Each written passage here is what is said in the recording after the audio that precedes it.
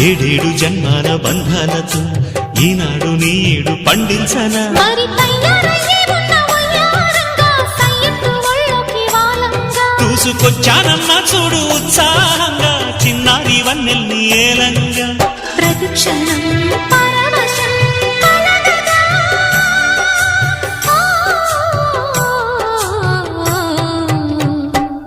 మనసా పలకవే మధుమాసపు కోయిలవై చెలిమే తెలుపవే చిగురాశల గీతికవై